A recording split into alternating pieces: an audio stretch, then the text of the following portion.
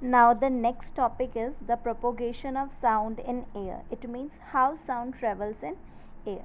So when a source of sound vibrates, it creates a periodic disturbance in that medium which is near to it. Okay, and the disturbance then travels in the medium in the form of waves.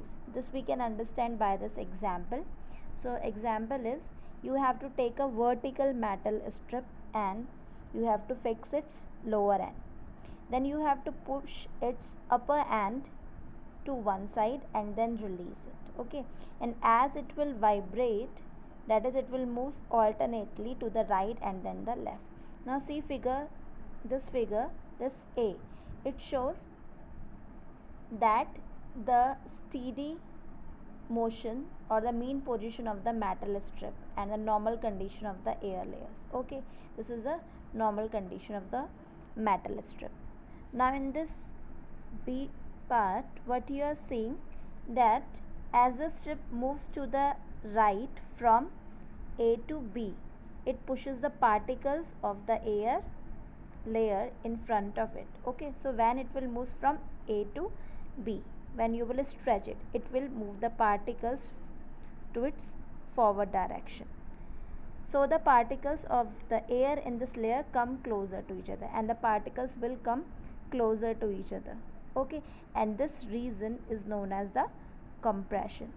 Okay, this layer, when the particles of the air are closer to each other, this region is known as compression. It is denoted by C, and compression is the region of high pressure. Okay, now so the particles of air in this layer come closer to each other, that is, air in that layer get compressed. Now what you will see, as the metal strip starts returning from B to A after pushing the particles near the strip, the compression moves forward and the particles of the air near the strip return back to their normal position. Okay, when you will release the strip, then particle will start moving from B to A, means they will return to their mean position from they have started. Okay, and due to the elasticity of the medium. Okay, and it pulls the layer of air near it towards left and then produces a space of very low pressure like this. Okay, now the particle of air are very far away from each other, and this region is known as rarefaction, that is represented by capital R. Here this region is having very low pressure.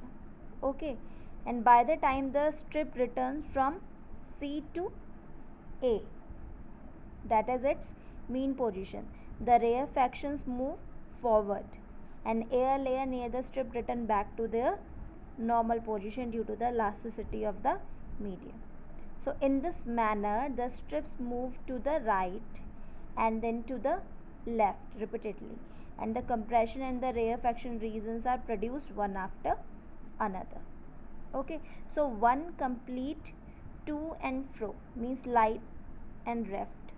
Okay, motion of the strip from one compression to one rarefaction, it together constitute one wave.